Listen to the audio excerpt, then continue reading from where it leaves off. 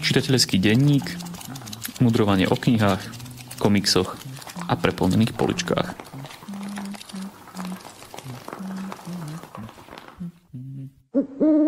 Vítajte pri počúvaní 36. čitateľského denníka. Ja som Jakub, je tu so mnou aj Šimon a keďže naposledy sme tu mali tradičnú koncoročnú anketu medzi inými čitateľmi, dnešný podcast začneme našim vlastným rebríčkom tej najlepšej literatúry za rok 2024. Šimon, vítaj v novom roku v našom podcaste. Ďakujem, vítaj aj ty. Aký si mal čitateľský rok 2024? Úprimne dosť biedný, čo sa týka objemu. Neprečítal som toho veľa, čo sa chystám v tomto roku napraviť a zatiaľ sa mi darí. Ale čo sa týka kvality, tak budem mať problém vybrať také top knižky. A hlavne čo sa týka fikcie, lebo tu bolo pár naozaj dobrých kúskov. Sú to také knihy, ktoré by som si niekedy prečítal ešte raz, alebo by som ich určite odporúčil ďalej, takže to svedčí o ich kvalite. Ja som mal taktiež problém vybrať tých 5 najlepších a musel som si to tak dosť racionalizovať, aby som pokryl všetky nejaké žánre, podžánre, ktoré sledujem. Zároveň, aby to bolo aj pestré a určite tie veci, ktoré som vynechal, neznamená, že sú nižšie nejak veľmi, ale pretože som proste musel použiť nejaký kľúč na to, aby som zo seba vypotil tých 5 nejakých kníh. No. Poďme teda na to. Môžeme opäť ísť takto na striedačku, aby to bolo pestré. Začnem ja. Za kategóriu klasický román si vyberám, aj keď to vlastne nie je román, Iliadu od Homéra. Antický epos, ktorý som čítal aj vďaka nášmu literárnemu klubu takmer celý minulý rok. Kniha, ktorá vyzerá na prvý pohľad odstrašujúco, ale je úplne v pohode čitateľná aj pre bežného čitateľa, aj keď samozrejme tie sprievodné diskusie a výklad tomu veľmi dopomohli k môjmu pochopeniu. A je to príbeh o hneve, najmä o hneve a o zmierení, o vojne, o hrdinstve a veľmi fajn je vlastne študovať si aj to pozadie a zistiť, aké odlišné bolo zmýšľanie toho antického človeka od toho nášho. Takže za klasickú literatúru mám tentokrát Iliadu od Homéra. Pre mňa najlepšou knihou minulého roka bola On Getting Out of Bed od Alana Nobla, ktorú som tu už spomínal viackrát. Kniha, ktorá je niekde na pomedzi osobnej spovede, teologickej literatúry a terapeutickej literatúry a nechcem to označiť tým hanlivým názvom, že literatúry seba rozvoja. Kniha, ktorá sa zaoberá ťažkými životnými témami, ako je hlavne utrpenie a aj filozofia, prečo žiť. A na to, že je taká kratučka, tak veľmi veľa stíha pokryť. Je v nej veľa múdrosti, veľa dobrých rád. Je napísaná veľmi citlivo a zároveň veľmi, veľmi dôrazne. A hlavne tak osobne so mnou v mnohom rezonovala. Nazval by som ju asi pastoračnou literatúrou. Teda literatúra kresťanská, ktorá sa usiluje starať o dušu čitateľa a pomáhať mu starať sa o ňu tiež. Tu by som doplnil, že slovenský preklad pod názvom Prečo vstať postele, čo skoro vyjde aj v slovenčine. Na ktorom sme, dúfam, že aj ty hrdo, obaja pracovali na slovenskom vydaní. Tak ja prejdem na žánrovú literatúru. Toto bolo opäť ťažké, ale v rámci žánrových románov, respektíve to asi taktiež nebude román, som vybral Padnú menoru od J.R.R. Tolkiena. Zväzok, ktorý editoval už nie jeho syn Christopher, ale nový spolupracovník, ktorý pracuje teda v Tolkienovských archívoch a rozpráva príbeh ostrova Númenor, ktorý bol zničený. A je to veľmi, veľmi pekný zväzok ilustrovaný Alanom Lee, známym ilustrátorom, ktorý do našich končín prináša aj texty, ktoré tu ešte nevyšli. Čiže nie je tam len nejaká základná osnova, ktorú poznáme z nedokončených príbehov alebo Silmarillionu, ale taktiež dlhšie texty a úryvky z Tolkienových listov, ktoré ma veľmi potešili. A taktiež som si veľmi užíval aj ten jazyk, ktorý práve pri tých rozsiahlejších textoch Tolkienovský jazyk je tam rozvinutý. Čiže žánrová literatúra Padnú menoru J.R.R. Tolkien. Ja to nemám rozdelené až na také detailné podobné kategórie, ale keď teraz som mal non-fiction, tak za fiction by som vybral asi knihu Circe, teda Kirke od Madeline Miller. Kniha, ktorá rozpráva príbeh tejto antickej, mýtickej postavy čarodejnice Kirke a je napísaný tak veľmi z jej pohľadu a z jej prežívania tých udalostí, ktoré sa tam dejú a stretáva antických mytologických hrdinov a iné postavy bohov, polobohov, ktoré poznáme buď od Eduarda Petišku alebo alebo z inakáde. A je to napísané veľmi, na to, že je to próza, tak je to veľmi, veľmi štylizované, napísané tak veľmi emotívne, citlivo. Niekedy by sme povedali, by som možno povedal, že až ako naturizmus. Veľmi, veľmi príjemný spôsob interpretácie gréckych povestí a bájí. Ja tu mám ďalej prečinok s názvom Kresťanská, respektíve teologická literatúra a tu mám knihu, ku ktorej som sa vrátil po možno, že aj 15 rokoch. A je to kniha Proč Bůh od Tima Kellera, známeho newyorského kazateľa. Myslím, že je to jedna z jeho prvých kníh, kde po vzore C.S. Lewisa sa snaží analyzovať to, čím súčasná spoločnosť žije, akým spôsobom rozmýšľa o etike, morálke, o dobre a zle a na základe toho poukazuje na to, že kresťanstvo je aj v 21. storočí relevantnou odpoveďou na otázky, ktoré máme a na základe týchto otázok a ľudských túžob dáva biblické odpovede. Takže Proč Bůh, Tim Keller. Ja opäť vyberiem knihu, ktorá je non-fiction. Je to knižka od Gábora Matého V ríši hladných duchov, teda kniha, ktorá rozpráva o skúsenostiach autora, ktorý je doktor, zároveň psychológ, venuje sa aj psychiatrii. Kniha o jeho skúsenostiach s pacientmi, ktorí sú závislí od drog, o tom, ako sa s nimi stretával na klinike, ako ich liečil, o ich príbehoch a taktiež veľa o závislostiach a o tejto problematike, no nie len čisto z nejakého legislatívneho hľadiska alebo biologicko-chemického, ale takého holistického. Veľa sa tam rieši traumu a problémy, ktoré nie sú priamo spojené s drogami, ale ktoré predpokladajú alebo spôsobujú potom neskôr vyvinutú závislosť a celú tú problematiku pojednáva tak široko, komplexne, holisticky. A je to veľmi dobrý pohľad do tohto sveta, aj do sveta tých, ktorí sa snažia reálne tým ľuďom pomáhať a nie len príjmať tvrdé zákony o postihovaní dílerstva. Ja tu mám za komiks nové vydanie Vrany od Jamesa O'Barra, ktorá vyšla vo veľkom formáte v pevnej väzbe. Už klasický komiks, ktorý sa neustále vypredáva v našom priestore, toto je už asi 5. alebo 6. vydanie, hovorí o príbehu pomsty a bolesti, o utrpení, ale aj o nádeji a odpustení a vykúpení. Snúbenecký pár je zavraždený a snúbenec sa vracia zo záhrobia spolu s vranou na chrbte, ktorý sa snaží vypatrať týchto páchateľov a postupne ich navštevuje. Je to komiks, ktorý v rámci svojej čierno-bielej formy spája mnohé texty kapiel 80. rokov, ako napríklad Cure alebo Joy Division spolu s Butlerovými básňami a má také zvláštne poetické vsúky, aj vizuálne, kde sa nedeje žiaden narratív, žiaden dej, ale tá hlavná postava tancuje alebo plače, alebo len tak sa pohybuje nočným mestom. Čiže také spojenie drsnej akcie spolu s poéziou, čo aj celkom vystihuje tie 80. roky na hudobnej scéne a zároveň je takou aj terapiou autora, ktorý sám prišiel o svoju snúbenicu pri autonehode. Takže Vrana od Jamesa O'Barra.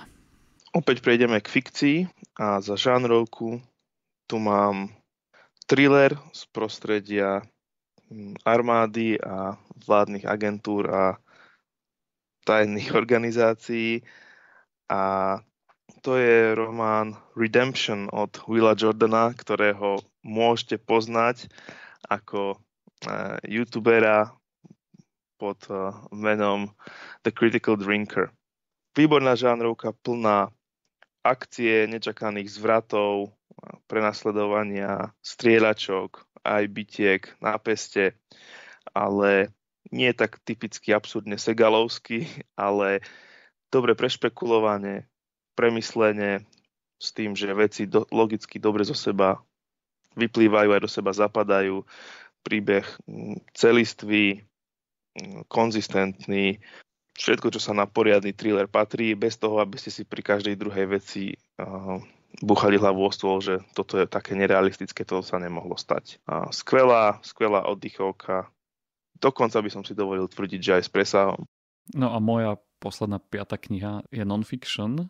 Je to kniha, ktorá vyšla koncom roka 2024 a napriek tomu sa prepracovala do tohto rebríčka. Je to kniha od Sama Marca, Ako sa zbaviť zúfalstva zo Slovenska. A o tejto knihe budem hovoriť v dnešnom podcaste, takže počúvajte ďalej a dozviete sa, o čom vlastne je. Ja využijem túto fintu, ktorú si ty povedal, ktorú si ty práve použil, že o knihe o poslednej, ktorá je top, budeš hovoriť v podcaste. Ja to urobím tak isto. Moja posledná najlepšia kniha za rok 2024 je od Thomasa Hardyho Far from the Madding Crowd, teda ďaleko od hlučného davu, myslím po slovensky, a tiež ju budem podrobnejšie rozoberať. Tak aby sme neponúkli iba tieto knižné tipy, aj keď je to náš knižný podcast, ale občas sa rozprávame aj o filmoch a seriáloch, tak skúsme ešte vypichnúť jeden film a jeden seriál, ktorý stál za to v roku 2024. Ja som mal dobrý ináč filmový rok. Zistil som, že som bol najviackrát v kine, odkedy si píšem svoj filmový denník, že až nejakých 26 krát som bol v kine, čo som rád, lebo v kine sa majú filmy pozerať, ak je taká možnosť. No a mal som veľmi silnú dvojicu, ktorá sa dostala do finále, a ak by som mal povedať nejaký ťaživý film, tak by to bola Zóna záujmu od Jonathana Glazera, ktorý spracováva tému holokaustu veľmi zaujímavým a doposiaľ nepoužitým spôsobom. Film založený najmä na zvuku, pri ktorom nič nevidíte z tých hrôz. Ale keďže chcem, aby trošku sme prinesli aj také, že nádej a dobré nálady, tak vyberám film Dokonalé dni od Wima Wendersa. A je to film, ktorý sa odohráva v Japonsku v súčasnosti. A hlavnou postavou je pán, ktorý má veľmi rád kazety, počúva taký rock 80. rokov, je vzdelaný, číta klasickú literatúru, pochádza zjavne z nejakých bohatších pomerov, ale rozhodol sa, že bude žiť sám niekde v okrajovej štvrti Tokia a že jeho prácou bude umývanie záchodov. A celý film je vyskladaný z toho, a ako každé ráno robí repetitívne úlohy, teda repetitívne veci, že vstane, niečo si prečíta, posklada svoju karimatku, na ktorej spí, a usmeje sa vonku pred domom, pozrie sa na stromy a ide umývať záchody. A veľmi ho to baví a veľmi ho to teší. A tie záchody sú fakt perfektné. Mnohé z nich boli postavené aj kvôli olympijských hrám, ale sú to úplne iné záchody, než my sme zvyknutí. A popri tom, ako tie záchody umýva, tak stretáva rôznych ľudí. No a celé to je založené na tom, ako postupne si vpúšťa alebo nevpúšťa do svojho života tých iných ľudí, ktorých stretáva. Taktiež svoju neter mladú, ktorú spozná. A je to taký veľmi feel-good film zo súčasného Tokia a s peknou hudbou a s takým rozývavým spôsobom natočený. Takže Dokonalé dni, Perfect Days od Wima Wendersa. No u mňa to bola filmovo veľká bieda, práve naopak. Vôbec som to nemal ako ty. Ja naozaj veľmi nemám čo odporučiť. Skôr, ak by som mal odporučiť, tak by to boli filmy, ktoré vám odporúčam nepozerať. Ale a teraz si už ani nepamätám, že či Killers of the Flower Moon bol 2024 alebo už rok predtým. Už minulý rok sme o ňom hovorili, no. No, tak ja mám stále najsilnejšiu spomienku na tento film, takže... Tak môžeš dať aspoň to odporúčanie, čo nepozerať, to znie zaujímavo.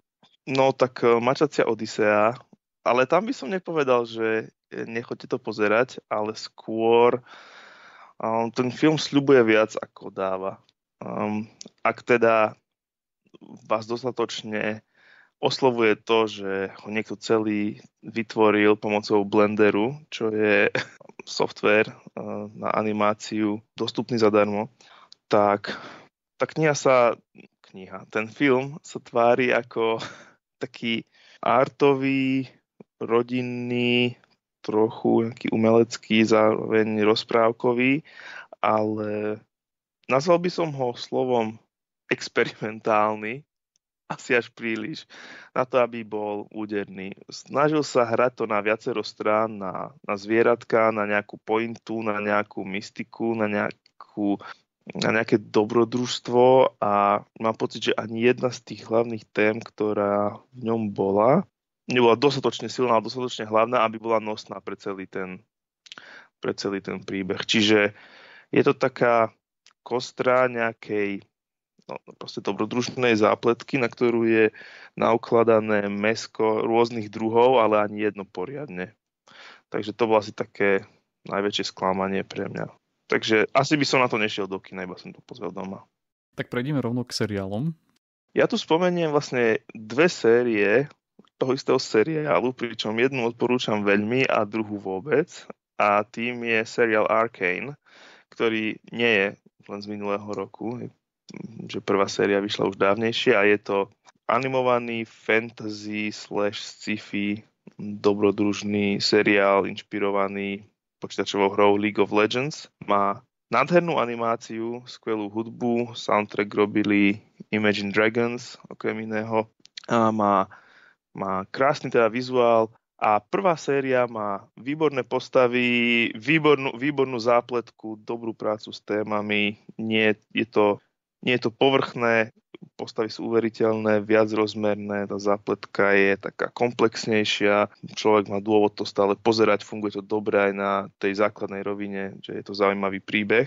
Nie len pre milovníkov fantasy a nie len pre tých, čo hrali League of Legends. Ja som League of Legends nehrala, prvá séria ma akože veľmi bavila toho seriálu. No lenže druhá séria bola obrovským sklamaním, ktorá sa snažila priniesť niečo inovatívne alebo nejako naliezať na tú prvú, lenže tým, že tá prvá si tú svoju údernosť a pozornosť vystrieľala tou animáciou, ktorá sa nezhoršila, ale ani nezlepšila. Čiže už to nebolo také nové, už to nebolo také prekvapivé a dej sa strašne zamotal, rozšíril sa na množstvo línií, ktoré nevieme, prečo sa tak rozšírili a na konci sa do seba dobre neposplietali. Kauzalita typu japonské filmy, čiže teda japonské animáky, čiže nevieme, prečo sa veci dejú a ako strašne veľa postav, strašne veľa tém, ktoré sa riešia, žiadna dôsledne, čiže tam je akože obrovský prepad oproti prvej sérii. Takže Arcane, prvá séria skvelá, druhá veľké sklamanie. Ani nepozerajte druhú, keď si pozriete prvú. Ja som začal, ešte som videl iba prvý diel, tak uvidím potom ti poviem, že čo si o tom myslím. U mňa v seriáloch, ak by som mal povedať, že seriál, ktorý bol natočený v minulom roku, respektíve mal premiéru, tak by to bol Shogun. Ale o Shogunovi dnes ešte v inej forme budem hovoriť, takže si nechám to na neskôr, ale seriál, ktorý je starší, ale pozeral som ho minulý rok, lebo som ho chcel dopozerať, pozrel som si 3 posledné série a je výborný, prepracoval sa medzi mojich top seriálov vôbec, je seriál Better Call Saul, čiže volajte Saulovi. Seriál, ktorý je síce v podstate prequel k Breaking Bad, ale nemusíte poznať tento starší seriál, aby ste si ho vychutnali.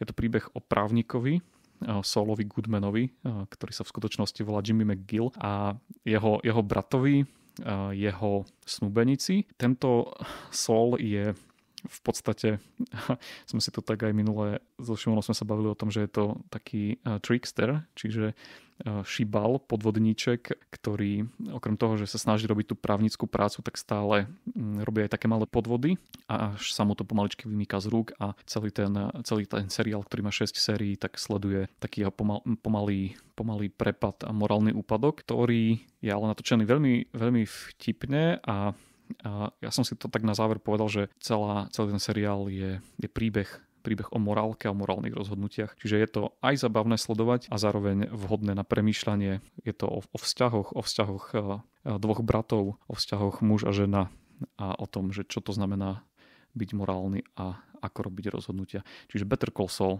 6 sérií, výborný seriál. Tak toto bol náš rok 2024. Na budúce na tomto mieste budeme opäť odpovedať na vaše otázky, ktoré nám posielate na náš mail info@kandelaber.sk. Za posledných niekoľko týždňov nám prišli nejaké ďalšie otázky, takže nezabúdame na nich, odpovieme na budúce a môžeme sa teda vrhnúť na naše knihy, ktoré sme si pripravili na dnes.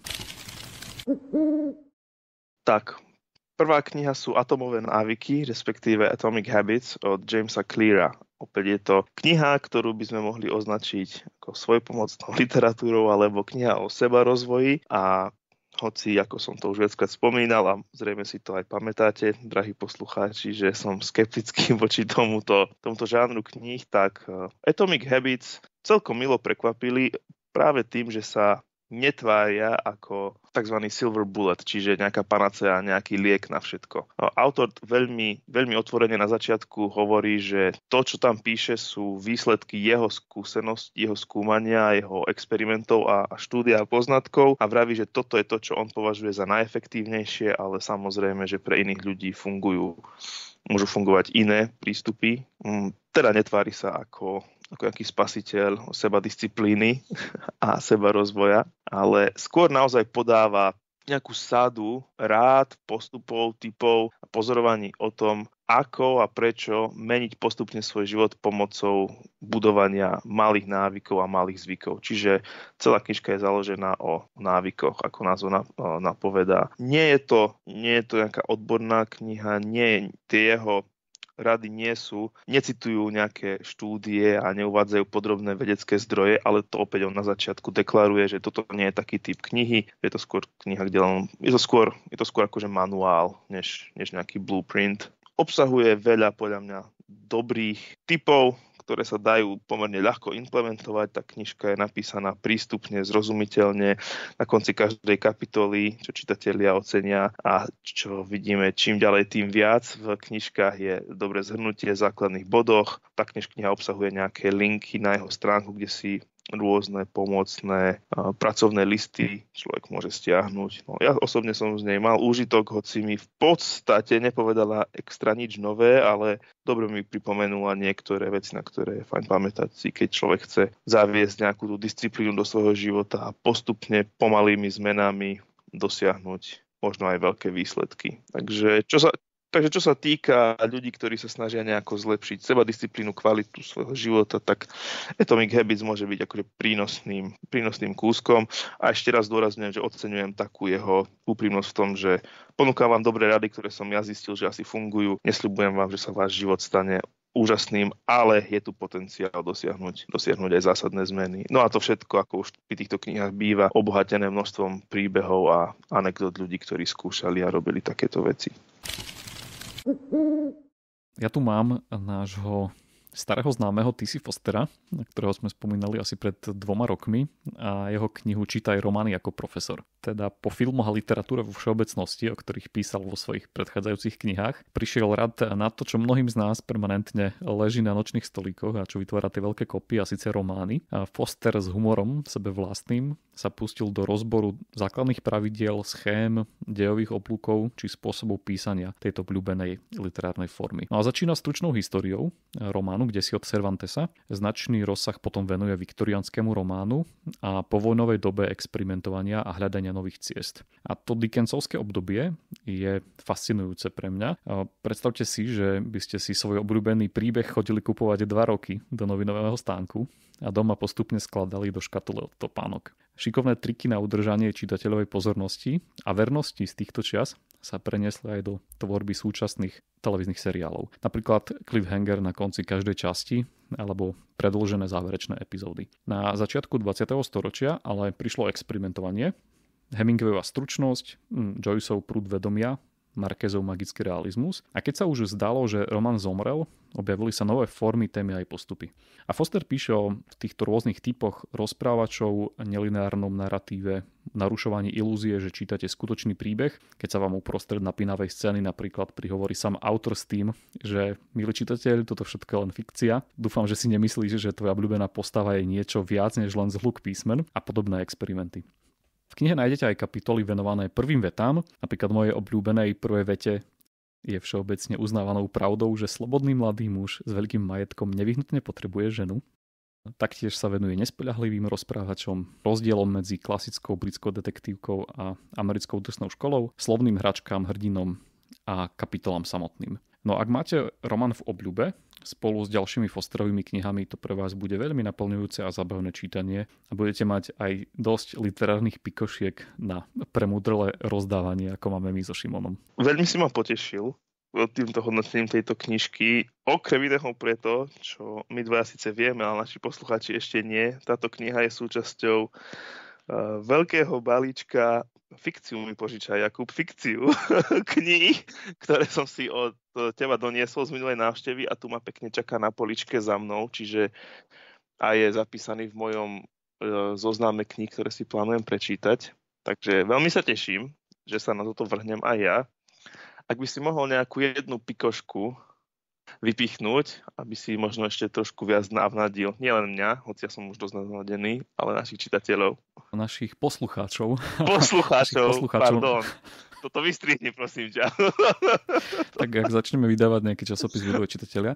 Ale našich poslucháčov navnadím tým, že túto knihu, teda jeden jej výtlačok bude aj odmenou pre nasledujúcich poslucháčov, ktorí pošlú otázky do nášho podcastu. Už mám pripravený jeden výtlačok. No a okrem tých pikošiek, ktoré som spomenul, teda týkajúcich sa tej viktoriánskej literatúry, tak tam ma napríklad fascinovalo to, ako sa tí autori, napríklad Dickens, pokúšali udržať tú pozornosť, lebo keď píšeš román 2 roky s prestávkami, potrebuješ toho čitateľa držať stále jeho pozornosť. Tak Dickens to robil napríklad tým, že dával svojim postavám divné mená, ktoré sú nezvyčajné a tým aj ľahko zapamätateľné, alebo všelijaké atributy, že tie postavy napríklad nemali nohu, nemali ruku, repetitívne niečo opakovali, manicky sa držali nejakých svojich postupov a podobne.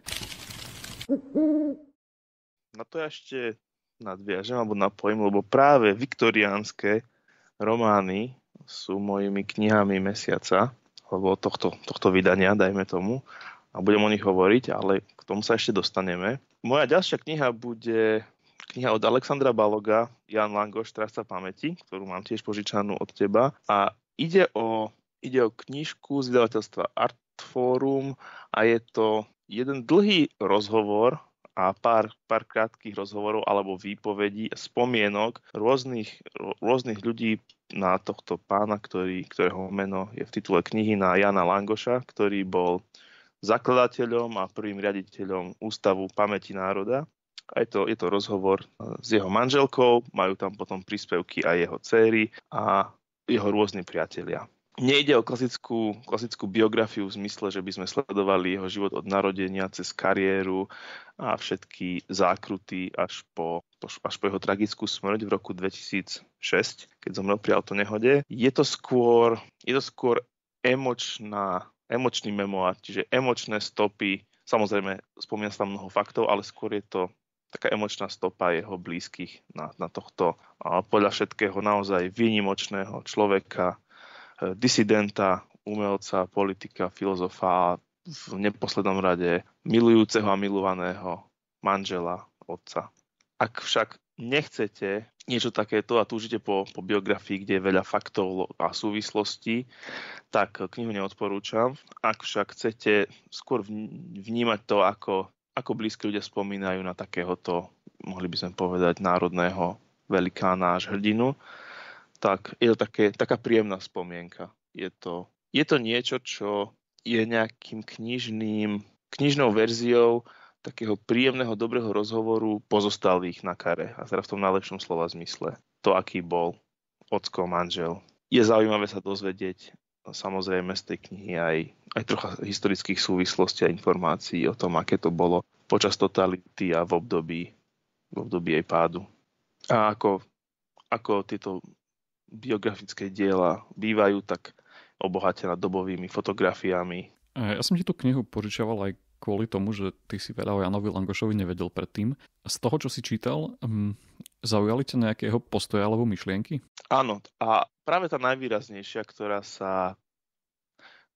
bola vlastne krédom celej tej, asi nie knihy, ale jeho životnej práce, jeho životného postoja, tej jeho filozofie, a to je to, že on bol veľmi zásadne za to, aby sa zločiny, ktoré páchal komunistický režim, zverejnili a vinníci potrestali. Aby to neostalo na takej abstraktnej úrovni, že to všetci sme vinní, alebo to režim, ale on sa vždy dôrazne usiloval o to, aby sa pomenovali konkrétni ľudia a konkrétne zločiny, ktoré robili. Čo sa okrem iného, alebo primárne, aspoň podľa tejto knižky, prejavuje tak, že on sa snažil o to, aby sa zverejnilo, kto spolupracoval s EŠTB.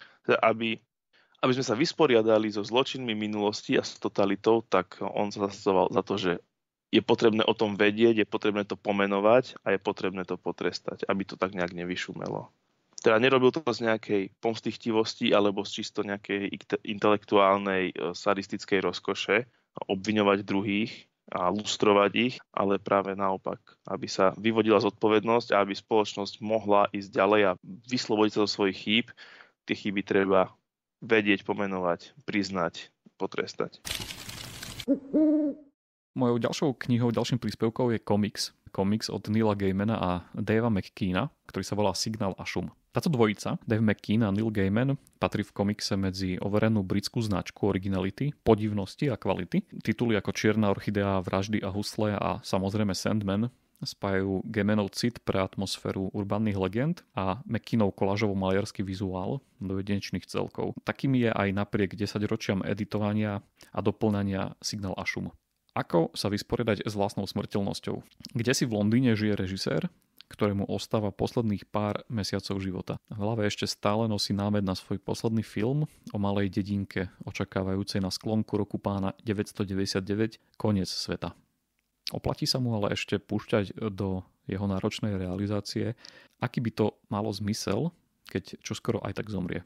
Signál a šum hovorí o hľadaní ateistického zmyslu života z pohľadu umelca, tvorcu. Neprekvapivo a tak trocha stereotypne ho nachádza v tej tvorbe samotnej. Autor žije ďalej so svojimi postavami vo svojom diele, v mysliach ďalších generácií obdivovateľov jeho tvorby. Dúfal som v trocha sofistikovanejšie idei, ale túto neinvečnosť scenára nadmieru vyvažuje vizuál, ktorý pracuje so všetkými týmito McKeanovskými atribútmi, ako sú koláže, fotografie, gotická podivnosť, uvoľnená kresba aj špinavá maľba. Predely kapitol tvoria počítačom náhodne generované kompozície textu a grafiky, ktoré tým, že vznikli v polovici 90. rokov a nie sú tvorené nejakým novým softvérom, majú taký veľmi príjemný retrovizuál. McKean sa aj formálne drží delenia strán tohto komiksu na 16 minipanelov. Každá strana má presne 16 poličok, ktoré sporadicky poruší, ale to opakovanie, repetitívnosť dáva tomu komiksu také dobré tempo a kompaktnosť. A veľký formát, v ktorom to vyšlo u nás, len zdôrazňuje tento špecifický a uhrančivý vizuál, ktorý vás obklopí a obalí dávkou apokalyptiky a temnoty a vypluje s túžbou prečítať si zjavenie svätého Jána alebo aspoň niečo zaujímavé tvoriť. Moje posledné dve knižky, dám ich dokopy, lebo sú od toho istého autora, tak to sú teda knižky od Thomasa Hardyho, viktoriánskeho autora, a sú to knihy Far from the Madding Crowd, teda ďaleko od hlučného davu, a Jude the Obscure. Je to poctivá viktoriánska literatúra, teda romány napísané spôsobom, keď sa ešte nebolo treba ponáhľať, nebolo treba čitateľa na začiatku upútať rýchlou a akčnou scénou. Keď nikomu nevadilo, že len čo sa objavila na scéne postava, tak autor venoval stranu jej opisu. A romány, kde sa kládol podľa mňa veľký dôraz na kvetnaté, niekedy až vyumelkované používanie jazyka, ale hlavne romány, kde sa píše sofistikovane, čo sa týka voľby slov. Ak ste čítali niekedy Charlesa Dickensa, tak Thomas Hardy je v tomto veľmi podobný, že majstrovsky ovláda jazyk a píše naozaj zaujímavo opisuje aj popisuje postavy, situácie, ich vnútorné nastavenia. A na rozdiel od Dickensa, keď už si teda požičiame ako kontrast, bude sa mi to lepšie vysvetľovať, Hardy však nerobí sociálnu satíru ako Dickens. U Dickensa by som povedal, že jeho romány sú ako prostriedky, ako si robiť srandu, tá často alebo zosmiešňovať, satirizovať rôzne negatívne aspekty buď viktoriánskej spoločnosti alebo ľudí. Hardy funguje skôr ako kritik spoločnosti viktoriánskej ako celkovo, alebo chce podať nejakú myšlienku. Teda jeho romány sú dosť jasne písané s nejakým jasným autorským zámerom, ktorý nie je nevyhnutne len vyrozprávať dobrý príbeh a pobaviť čitateľa, ale chce niečo jasne odkomunikovať. Teda okrem skvelého jazyka, skvelých vyjadrení, aké sa dneska už tak často v románoch nevyskytujú. A to je presne to, čo sme spomínali, že je skvelé na tej klasickej literatúre, respektíve svetovej klasike, že obdivuješ len spôsob, akým pracujú so slovom a s textom tí autori. Tak je Hardy zaujímavý v tom, že používa vševediaceho rozprávača, čo už dneska tiež nie je až také moderné a tak často nepoužíva. A práve tým, že používa vševediaceho rozprávača, ktorý vidí dovnútra rôznych postáv a nesledujeme len príbeh hlavného protagonistu a z toho príbehu teda nie je len nejaká kazuistika v jeho prípade, ale je to skôr pohľad na spoločnosť viktoriánsku ako na celok. Veľmi rýchlo, ak teda sme v tom trošku aspoň vytrénovaní, si môžeme všimnúť, že čo sa vlastne o ľuďoch snaží povedať, aký prístup má k spoločnosti. Čiže paradoxne tým, že vidíme do toho najlepšieho vnútra postav, získavame od nich akýsi odstup, lebo sa to týka všetkých. Teda toľko k takým úvodným formálnym veciam, čo týka interpretácie, a teraz o čom tie príbehy sú. Tak, Far from the Madding Dove, ďaleko od lučného davu, je vlastne ľúbostný, romantický príbeh odohrávajúci sa na vidieku, kde sledujeme istú farmárku alebo statkárku, ktorá sa volá biblicky Batšeba, a ktorá zdedila farmu po svojom nebohom strýkovi a učí sa teda farmáčiť a gazdovať, čo je trošku nezvyklé, keďže je to žena a vtedy ešte ženy často nezastávali takéto pozície a vidíme tam scény, ako ona chodí na trh a na jarmok a musí sa dohadovať o cene obilia alebo oviec s inak mužmi. Čiže to je taká zvláštna postava tým, aké sú jej okolnosti. A potom sledujeme osudy vlastne jej troch nápadníkov. Je tam farmár Gabriel Oak, ktorý je, by som povedal, že hlavný pozitívny protagonista celého románu. On je charakterný, verný, lojálny, poctivý, usiluje sa o jej ruku. Potom je tam ďalší farmár, ktorý bol už dlhé roky starý mládenec, ale sa šialene a vyslovene iracionálne zaľúbi do tejto Batšeby a tiež sa o ňu usiluje a presviečajú. A potom tam je taký typický, mohli by sme ho nazvať šibal, trickster, alebo skôr nezodpovedný chumaj. Záleží podľa toho, aký prístup si zvolíte. A to je mladý vojak, seržant, ktorý je proste taký ten typický na prvý pohľad príťažlivý, vzrušivý mladý muž, lebo má peknú uniformu, má šabľu, s ktorou vie dobre narábať a robiť s ňou kadejaké kúsky a vie pekne rozprávať a sľubovať rôzne hory doly, lenže potom sa z neho vykľuje akože nezodpovedný lajdák, závislák. No a my sledujeme, ako Batšeba reaguje na dvorenie všetkých týchto troch, chcel som povedať, že jedincov, ale to znie to, ako by som tu robil nejaký biologický pokus a páril myši, že týchto troch mužov. A tým, ako sa celý dej vyvíja, ako dopadne, tak tým nám vlastne aj autor dosť jasne komunikuje, že čo by podľa neho mal byť vzťah, prečo by mal vzniknúť, ako by mal vzniknúť, čo je na vzťahu hodnotné, čo nie. Práve tak, že tu dal tieto tri kategórie nápadníkov, respektíve mužov a to, ako nakoniec dopadne každý z nich. Ďalším skvelým prvkom tohto románu sú opisy prírody, alebo respektíve scén odohrávajúcich sa v prírode a o prírode, nie nevyhnutne o postavách. Farmár Oak, teda Gabriel Oak, bol pastierom oviec, čiže máme tam viacero scén, ktoré sa týkajú toho, ako on sa stará o svoje ovce, alebo čo s tými ovcami deje. Taktiež tam máme scénu veľmi zaujímavú, keď sa blíži búrka a treba skryť seno a úrodu tesne po žatve, aby sa o ňu neprišlo a vidíme, že čo tam postavy robia s tým, alebo tam máme opis močiara, okolo ktorého sa nejaká postava prechádza. Si troška dáme odstup a pýtame sa, že aká je funkcia týchto prírodných scén. Veľmi ľahko môžeme dôjsť k tomu, že oni sú akousi paralelou, analógiou, metaforou alebo reflexiou toho, čo sa deje jednak buď vo vnútri postav, alebo v ich vzťahu. Čiže opisy toho, čo sa deje v prírode, napríklad to, že prichádza tá búrka, alebo že je tam ten hnusný, hnijúci močiar, veľmi pekne reflektuje psychiku postav a to, čo sa deje aj v ich vzťahoch. Čiže aj cez toto nám autor a rozprávač podáva zamaskovaný objektívny, dajme tomu z hľadiska toho rozprávača, komentár na danú situáciu. Čiže je to pekne vyskladané, žiadne scény tam nie sú len také zbytočné a keď si človek kladie otázku, že prečo nám toto autor hovorí tu, tak môže dojsť k ešte hlbšiemu porozumeniu toho, čo sa autor snaží povedať. Nie je to akčný román, ale je veľmi zaujímavý, dobrý na analýzu a opäť sa potvrdzuje to, čo sme si tu už niekoľkokrát vraveli, že tá klasická literatúra naozaj má niečo do seba, že je hodnotná už len pre samotný spôsob, akým rozpráva to, čo rozpráva. Ale samozrejme nie len preto.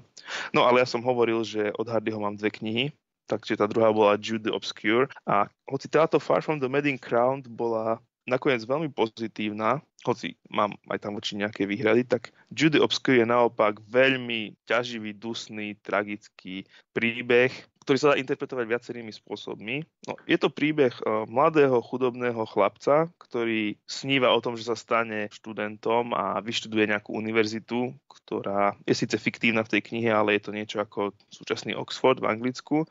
On sníva o tom, že bude vedieť grécky, bude vedieť latinsky a stane sa duchovným a z obyčajného nejakého sedliaka sa stane intelektuálom a snaží sa o to tak, že si požičiava, kupuje nejaké tretie alebo z druhej ruky ošúchané vydania klasických diel a potom príručie gréckej, latinskej gramatiky a učí sa to, lenže zisťuje, že keď sa dostáva teda do toho akože Oxfordu, tak je takmer nemožné pre ňoho stať sa študentom, pretože je proste z nižšej spoločenskej vrstvy a tie múry univerzít, ktoré tam autor opisuje doslova, tak slúžia zároveň aj ako metafora pre tie spoločenské múry, ktoré mu bránia dostať sa do tejto vyššej spoločenskej vrstvy. A taktiež však je tam veľmi silný motív toho, ako spoločnosť vlastne bráni a odmieta ľuďom, ktorí nechcú žiť podľa jej ustanovených pravidiel a konvencií, vlastne nájsť nejaký pokoj a šťastie, keďže druhú väčšinu knihy neriešime Judovú snahu stať sa univerzitne vzdelaným človekom, ale skôr snahu viesť partnerský alebo ľúbostne uspokojivý život a so svojou láskou, ktorá je zároveň jeho sesternicou, Sue, ale bez toho, aby sa zosobášili, pretože obaja sú nejakí skeptickí voči svadbe a sobášu a hovoria si, že práve to je ten záväzok, tá zmluva, ktorá by tú skutočnú lásku udusila a vidíme, ako sa trápia s tým, že ich ľudia buď ohovárajú, pretože nie sú zosobášení, alebo ich ostrakizujú, musia sa sťahovať na rôzne miesta a teda obaja sa veľmi trápia týmto odmietnutím spoločnosti. A taktiež vidíme konflikt týchto dvoch milencov, ktorí takým ťažkým spôsobom prežívajú ten vzájomný vzťah a niekedy mám pocit, že ani sami nevedia, čo chcú a ide to, ako by povedali Česi, od 10 k 5. Čiže taký smutný pohľad na zdanlivo ako neprekonateľné zábrany, ktoré spoločnosť kladie človeku, ktorý sa chce realizovať spôsobom, ktorý ale nezapáda do tej komórky, do ktorej sa narodil, alebo ktorý nezodpovedá tomu, na čo je spoločnosť celkovo nastavená. A z týchto dvoch by som uprednostnil tú Far from the Madding Crowd. To je celkovo asi príjemnejšie, aj také optimistickejšie čítanie a aj pestrejšie na motívy. Hoci Judy Obscure sa odohráva hlavne v mestách, toto Far from the Madding Crowd sa odohráva hlavne na vidieku vo farme a vidno to aj na takej tej nálade tých kníh. Ten vidiek je taký pozitívnejší, mestá sú skôr také chladné a také, kde skôr vnímame odcudzenie postav jednej od druhej alebo od spoločnosti celkovo. Mám jednu rýchlu otázku a jednu klasickú. Tá rýchla je, že či si čítal Na východ od raja. Áno, čítal som East of Eden. To bola v podstate jedna z kníh, ktorá bola mojou vstupnou bránou do klasickej literatúry a tá kniha sa mi strašne páčila. Aj mne sa veľmi páčila. Určite by som si chcel prečítať znova. V niečom mi tak to pripomenulo, ako si opisoval tú prvú knihu. A moja akože zásadná otázka k tomuto je iná, že spomenul si v tom úvode hlavne také tie formálne rozdiely tej viktoriánskej literatúry jednak k Dickensovi, ale aj v porovnaní s tou súčasnou nejakou literatúrou. Ale mňa by zaujímalo, že či pri tom čítaní si všimol aj teda nejaké ideové rozdiely oproti súčasnosti, čo predpokladám, že si všimol nejaké rozdiely oproti tomu, ako rozmýšľame my. Mm-hmm. To je dobrá otázka, no ťažko sa mi na ňu odpovedal, lebo jednak, že súčasnú literatúru nemám až tak naštudovanú, ale to, čo čítam, tak sú väčšinou na tej súčasnej literatúre akože veľmi silno cítiť ten postmodernizmus, respektíve tú modernitu v tom, že ide skôr o príbeh jednotlivca a nejde pokiaľ nečítame vyslovene nejakú účelovo písanú až politickú literatúru, ktorá by nejakú ideologickú agendu sledovala, tak sú to skôr také príbehy jednotlivcov a ich osudov a nerobia si nárok na nejakú objektívnu kritiku spoločnosti alebo súčasného sveta situácie, že je to skôr taký osobný príbeh. A to vidíme napríklad aj na rozprávačovi, že máme rozprávača v tretej osobe, alebo nemáme vševediaceho rozprávača, ale máme rozprávača, ktorý má prístup len k tej jednej postave. Zatiaľ, čo vo viktoriánskej literatúre Hardy nám nás púšťa do myslí všetkých postav. A tým paradoxne vytvára odstup. A my teda nesledujeme príbeh hlavného hrdinu, ale skôr príbeh spoločnosti. Akože nejakej skupiny ľudí a sociálnych vzťahov. A vidíme, že ako sa celá tá skupina vzťahov a tých postav vyfarbí. A tým vlastne máme autorov komentár o spoločnosti. Ja som si kladol túto otázku. No. Ideovo ešte by som povedal, že v mnohom by sa nám to zdalo čudné, keď vidíme, že aké tam sú zvyky napríklad o cudnosti alebo o dobrej povesti a o tom, čo je spoločensky akceptovateľné, čo nie. Ale keď som nad tým rozmýšľal, tak ono to vlastne nie je nič rozdielne od toho, čo máme dnes. Že takéto pravidlá a nepísané pravidlá a očakávania spoločnosti od jednotlivca naopak máme aj my dnes. Akože len sa trochu zmenili, ale principiálne tie kategórie stále existujú. Čo je spoločensky priateľné, čo nie, čo si človek môže dovoliť, čo nie, čo očakáva, čo nie, čo považuje za seba realizáciu a naplnenie a čo nie. Čiže v mnohom je to stále podobné. Mňa na tých knihách pôvodne upútala skôr tá formálna stránka, čiže to, ako narábajú s jazykom. Tak, ako dobre Hardy opisuje situácie, ľudí, miesta. A ja ako angličtina, tak som sa vyžíval v už možno trošku zastaralých alebo minimálne archaickejších alebo akože výrazov z tzv. Okraja slovnej zásoby, ale použité sú ako veľmi úvne a veľmi nápadito, čiže ak by nešlo o prózu, tak niektoré tie výrazy akože by som vyslovene mohol nazvať ako poetické, že išlo až také poetické opisy, čiže aj tá forma je iná, čiže autor sa nebojí vyžívať sa v slovách, pohľadoch, v opisoch a nebojí sa, že bude čitateľa nudiť, alebo že tak teraz tento krátky opis tejto, ohrady pre ovce, neposúvať jej dopredu, ani až tak nevytvára atmosféru, tak ho musíme dať preč. Čiže to je asi ten rozdiel je aj v tom, že tie knihy vôbec nie sú také uponáhľané ako súčasné príbehy. Možno to by som povedal. A samozrejme, že tie akože nové revolučné myšlienky, že manželstvo je podľa niektorých otroctvom a zväzuje lásku a neumožňuje realizovať sa, tak áno, na tú dobu tá kniha bola napísaná koncom 19. storočia, tak vtedy možno boli nové a prevratné. Dneska si povieme, však to si už kopa ľudí myslí už dlho. Takže treba ich čítať cez optiku doby, v ktorej vyšli, do ktorej boli napísané. Samomarec, ako sa zbaviť zúfalstva zo Slovenska a demokraticky, mierumilovne a kultivovane poraziť Roberta Fica. Nepáči sa mi názov, nepáči sa mi grafika, nepáčia sa mi odporúčania na zadnej strane obálky. Takto som pristupoval ku knihe, ktorá sa mi na prvý pohľad zdala iba ako ďalšia v ráde príspevkov takej povýšeneckej a apokalyptickej vlny, viac či menej otvorene komunikujúcej, že Slovensko končí pár kilometrov za Bratislavou a jeho zvyšnú časť tvoria už len rusofilní dezoláti, cieľavedomo ťahajúci naše kormidlo prudko do priepasti. Zároveň sa však nazdávam, že texty sama Marca patria k rozumným a takým konsenzuálnym hlasom, ktoré sa oplatí vypočuť. A povedzme si rovno, je to aj hlas z východu, aj keď už nie je z východu, takže som mu dal šancu. No a potom som 2 noci nespal. Táto kniha, aktuálne kniha s najdlhším názvom v mojej knižnici, je určená, ak to zjednodušíme, voličom súčasnej opozície.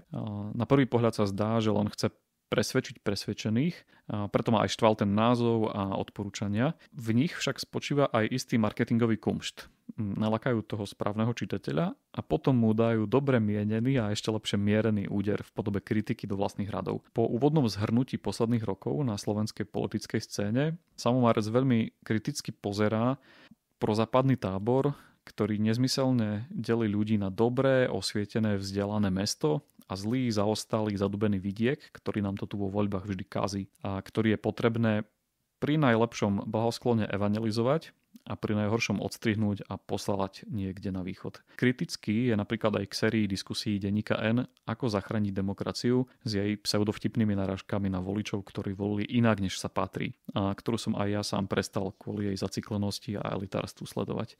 Na základe dát a štatistík sa navyše snaží ukázať, že priemerné slovenské zmýšľanie nie je vôbec až také protizápadné, protidemokratické a protiukrajinské, ako sa na prvý pohľad zdá. Na výbornom príklade medveďov, ktorý som spomínal už asi všetkým svojim známym, ale vysvetľuje, že ľudia majú z mnohých vecí strach a ak ich nebudete počúvať, začnete s morálne nadradeným poučovaním a navyše ich ešte aj vysmejete, Nesmiete sa potom čudovať, že volia niekoho, s kým nemusia úplne vo všetkom súhlasiť, ale kto ich zároveň aj vypočuje, podá im ruku, zaručí pokoj a hlavne nevyžaduje žiadnu radikálnu zmenu. No a 2 noci som nespal preto, lebo celé to je napísané extrémne putavým štýlom. 400 strán prečítate raz, dva a váš pesimizmus ohľadom Slovenska sa postupne zmení na realizmus s miernymi prvkami optimizmu. Samo Marec totiž okrem analýzy súčasného stavu ponúka aj zopár nápadov, ako to u nás zlepšiť a neprepadnúť zúfalstvu. Takže odporúčam ako povinnú prílohu ku každému sojovému latéčku za 7 eur. Zároveň som rád, že Samo Marec prijal aj pozvanie do Bardejova. Pred 2 týždňami sme mali diskusiu, ktorej záznam nájdete v predchádzajúcom podcaste, takže môžete si ju rovno aj vypočuť. Moja posledná kniha na dnes je legendárny román od Jamesa Clavella, ktorý znovu naberá na popularite vďaka seriálu, ktorý mal premiéru minulý rok a je to kniha Shogun. A ja som sa k tejto knihe dostal vďaka tohtoročnej minisérii od FX a príbeh založený na strete kultúr, odohrávajúci sa okolo roku 1600 v Japonsku, ma zaujal natoľko, že po vydaní knižnej predlohy som si ju hneď zaradil na vrchol svojho nočno-stolikového stohu a následne strávil takmer 2 týždne v prostredí, kde sa po seppuku nechodí ďaleko. Shogun je písaný najmä z pohľadu Johna Blackthorna, britského kormidelníka a korzára, ktorého loď stroskota pri japonských brehoch. Spolu so zvyškom posádky padne do zajatia, no vďaka svojej šikovnosti, schopnosti učiť sa, ale hlavne ochote zdieľať vedomosti o západných technológiách a spôsoboch vedenia vojny sa dostáva pod ochranu vznešeného pána Toranagu, jedného z členov Rady regentov, ktorí spravujú ríšu nedospelého cisára. Nasleduje príbeh podobný Vinetuovi. Hrdina získa domorodé meno, Anjin San, a aj domorodú lásku, inteligentnú a krásnu Mariko, a hre o tróny, špirála konšpirácií, zrád a nepravdepodobných spojenectiev. James Clavell, sám bojúci počas druhej svetovej vojny v Tichomorí a niekoľko rokov držaný v japonskom zajatí, napísal román, ktorý má jednoduchú lineárnu štruktúru, ale aj výraznú atmosféru, nečakané osudy postav a najmä komplikované mocenské plány na niekoľko ťahov dopredu. Dôvod, prečo je Shogun takým populárnym, je však niekde inde. V popise zvykov, tradícií, rituálov samurajského bushido a morálky, ktorá absolútne nadradzuje hrdosť, povinnosť a česť nad ľudský život. Blackthorn ako Európan a kresťan žasne a vy spolu s ním, ako aj kladné postavy, ľahostajne posielajú na smrť či už svojich podriadených alebo seba samých. Ale predtým ešte, samozrejme, napíšu nejakú peknú hajku. Dobrá príležitosť uvedomiť si, ako judokresťanská tradícia silno sformovala náš pohľad na to, čo je správne a čo nie. Odporúčam najprv čítať a až potom pozerať seriál. Seriál je prekvapivo verný predlohe a ja osobne mám radšej, keď tie príbehové zvraty prežijem najprv v literárnej predlohe. A ak vás tento svet nadchne, môžete sa tešiť na ďalšie časti Clavellovej 6-dielnej voľne previazanej azijskej ságy. Taipan, ktorý sa odohráva v roku 1841, už vyšiel. Gaijin, ktorého dej je zasadený do roku pána 1862, je už na ceste. Ty si spomínal skôr akože atmosféru, prostredie, situáciu, témy, tá veci, na ktoré si ty väčšinou akože naladený viac. Teraz ho myslím pozitívne. A čo sa týka samotného príbehu, funguje Shogun dobre ako príbeh, napätie, zápletka, konflikty, nejaký vývoj postav? Jeho sila spočíva najmä v tej konfrontácii a hlavne keď vyšiel aj v tých 60. rokoch, keď ešte ten svet nebol taký prepojený, keď ty ako čitateľ spolu s tou postavou objavuješ, čo to vlastne v tej Ázii, v Japonsku sa deje, aké odlišné sú všetky tie zvyky a uvažovanie morálka, že na tomto je, myslím, že celé postavené, na tom objavovaní prekvapení a konfrontácii s našim pohľadom na život. Formálne je to akože úplne lineárny príbeh, nie sú tam žiadne experimenty, čiže ideš z bodu A do bodu B chronologicky. Posledná tretina je taká, že pomalšia, menej napínavá a zachraňuje to viac tam vlastne tá atmosféra. Jediné také ako keby, že v rámci toho príbehu náročnejšie časti alebo tak komplikovanejšie vystavané sú vlastne tie šachové partie mocenské. Že tam akože nedivím sa ľuďom, ktorí by si chceli nakresliť nejakého pavúka, že kto je kto s kým, aká zrada a aké ťahy dopredu. Ale ináč je to ako keby klasicky napísaný román bez nejakých experimentov. A aj ten vývoj postav je založený práve na tom strete kultúr. Začínam mať také obavy pred tým s našimi podcastmi, lebo pri každom si hovorím, že toto by som si mal zapísať na list, teda na zoznam kníh, čo chcem prečítať a toto a už teraz proste Aj včera mi prišla knižka, ktorá viem, že sa k nej dostanem o nejaké 2-3 mesiace možno. Tak toto je koniec nášho 36. čitateľského denníka. Ak sa vám páči, čo robíme, budeme radi, ak nás podporíte prostredníctvom portálu Darujme.sk alebo zdieľaním tohto podcastu na sociálnych sieťach. Čítajte dobré knihy aj vo februári a majte sa fajn. Toto bol podcast občianskeho združenia Kandeláber. Viac o nás nájdete na www.kandelaber.sk.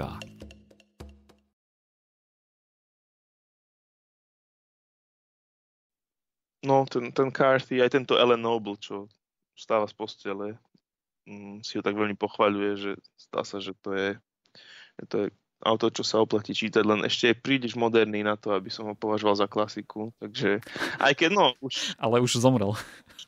No hej, čo hovorí v jeho prospech, ale...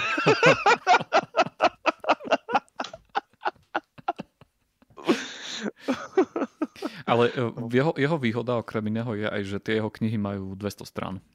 Áno, a sú také strašne minimalistické.